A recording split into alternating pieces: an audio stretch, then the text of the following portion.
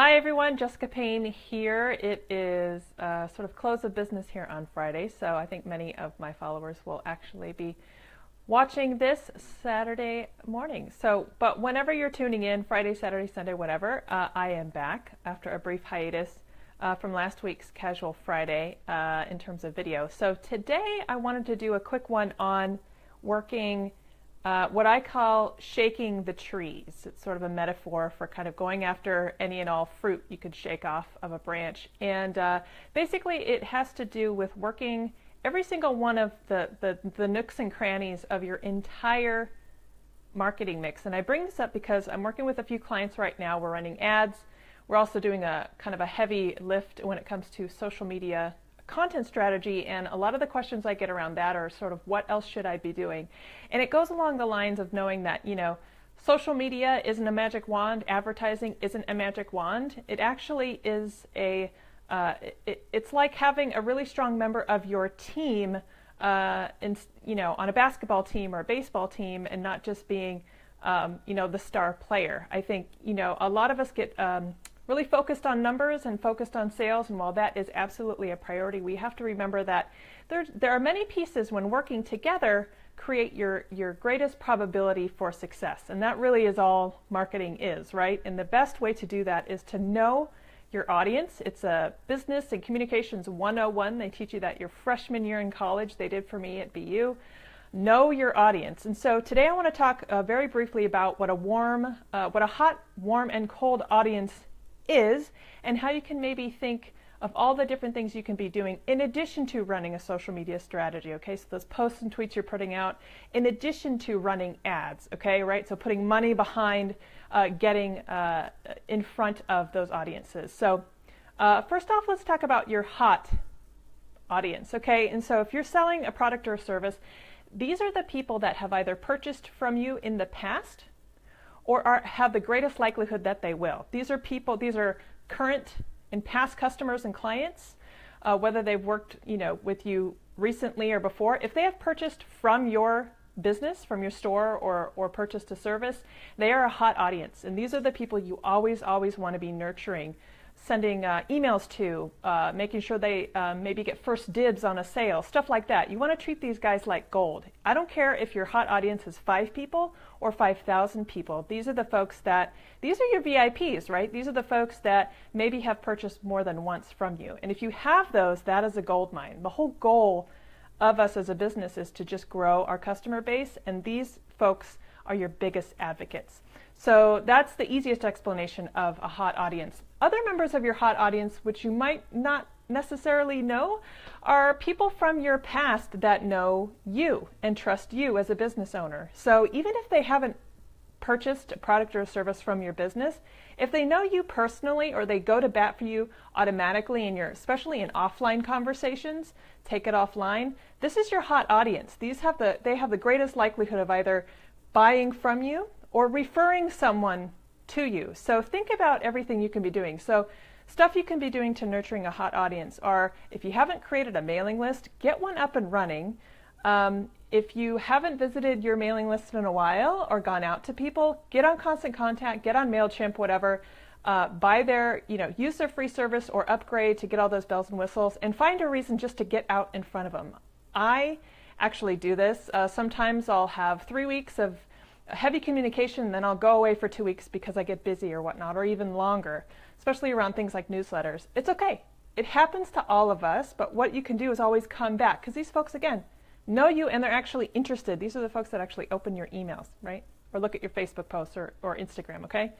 Other things you can do for your hot audience is try to find ways to get in front of them offline. Most of my world is online, and a lot of what I do, the strategy is online, but nothing beats face-to-face conversation. So this is like that old networking 101. Is there a reason to have lunch with them? Can you create an event, a VIP experience that brings them in, where all it is just their time? Can you host a sampling event or seating event? Can you invite about 10 of them and maybe a local media or something to just generate some sort of local fun wine night or something like that? I'm thinking about sort of women entrepreneurs. What is a good excuse to bring them together and How are you going to easily add value during that gathering? Okay, so hot audience, that's one thing. The warm audience you probably think about more, because that, as marketers, is who we sort of tend to bang on about. Your warm audience are folks that maybe have purchased from you in the past, but probably haven't, but still kind of know who you are. So these are folks that already follow you either professionally or personally, maybe referrals, maybe folks that you've sort of been trying to communicate with and for whatever reason haven't purchased from you. This is your warm audience. And quite often when we do advertising and social, this is where your audience goes from cold, not really knowing who you are or having a first look at you, to warm, having a greater potential for actually buying from you. Okay? So your warm audience is sort of, well, the hot audience is who you want to nurture. Your warm audience has the greatest potential for you to really nurture and turn them into your hot audience. And from a marketing standpoint, these are the folks that I target when I do ads. If you have an existing mailing list, I pump it back into Facebook and I target them. From an offline standpoint, again, find any reason to get in front of them. Take them out to lunch, ask them a question. Maybe create a special experience for them. If you're sending out newsletters and folks are sort of wishy-washy about clicking on it, they're a warm audience. They know who you are, but for whatever reason you can't engage. Look at that data, see what it's telling you. Maybe shoot them an email and ask how you could be more of value. You would actually be surprised at how much people share when you ask them to give their opinion. And it can only help you. I think a big word for me right now is clarity.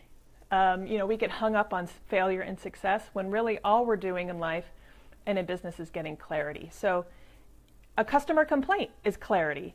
An anecdote or testimonial is clarity. It can always be moved into a place where you are then empowered by that information. It might not seem like that at the time, but it can. So that's your warm audience. Other things you can do is, again, just find more reasons to engage them. So like if you're on social media and posting or tweeting or whatnot, and you have followers, but they don't necessarily engage, they're kind of warm. So ask yourself, what have people engaged with? It's a good tip. And just do more of that. You can also do things like this, host Facebook Live, and maybe just try different versions of content that you're trying. Maybe video resonates with them more, or just straight video. Who knows? But you only know if you try. Okay? So that's your warm audience. Your cold audience is probably the easiest to describe, and these are folks that have no idea you exist as a business, have never met you before. These are not referrals. So these are folks that still have a potential to become your clients and your customers. However, you're going to have to work a little harder. And that's basically where the science of advertising comes in, but also things like social media when we're using engagement tactics that take you off page or try to bring more people in. Stuff like, I think I'm shaking the camera like someone get excited. Things like hashtags or tagging or sharing, the type of content that when other people share, when you get in front of them, actually brings more people to the fold. Your cold audience will either care about you or not. And don't forget about them when you're nurturing your hot audience and your warm audience.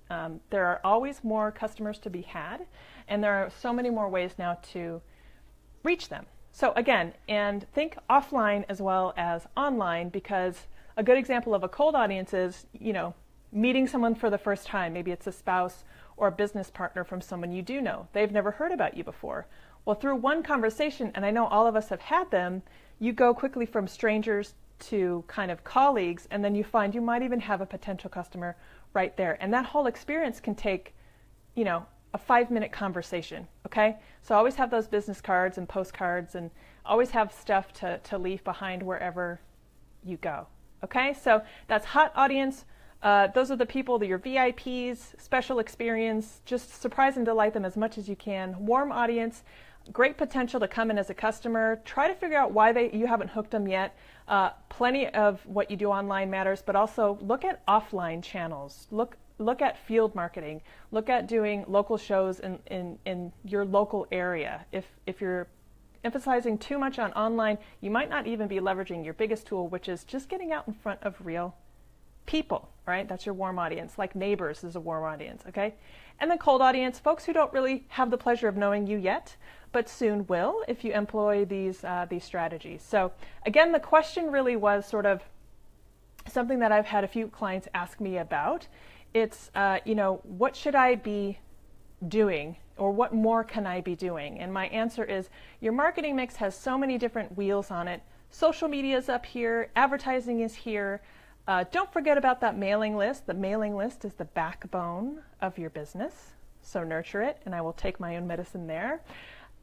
Look at your offline connections and your informal connections too. So if you gather ongoing amongst friends or amongst colleagues outside the office or for professional reasons, everyone there should know about what your latest goings on are. Like, are you running a sale? Are you launching a product?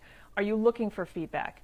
That should always be on the tip of your tongue.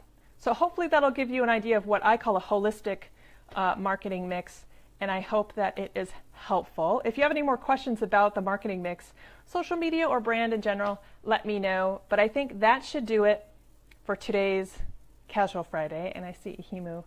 You're so loyal. I love it. I got a little like. Thanks, Ahimu. You're like my biggest supporter. I love it. So hopefully all of this is helpful to you. Again, if you have any questions about marketing mix, there's a ton of information out there online, seriously, that you could just quickly Google. But hopefully this will give you a little bit of information. So yes, they are still used, Ahimu. They are. That's why places like businesses like MailChimp actually are still in business. And the beautiful thing about MailChimp and other mailing lists, as kind of boring as they can be, they've introduced automation. I'm not going to bore you with those details, but essentially part of your marketing mix, if you haven't started right now, should really explore how do you keep getting in front of audiences without requiring so much manual labor. Ooh, so maybe that'll be my topic next week. Ahimu, you just helped me figure out what I'm going to talk about next week. So props to you. See, you're so helpful. All right, so I'm going to let you all go because it's Friday night here and I'm ready to call it a week. But everyone have a great weekend and I will see you next week. Take care, everyone. Bye.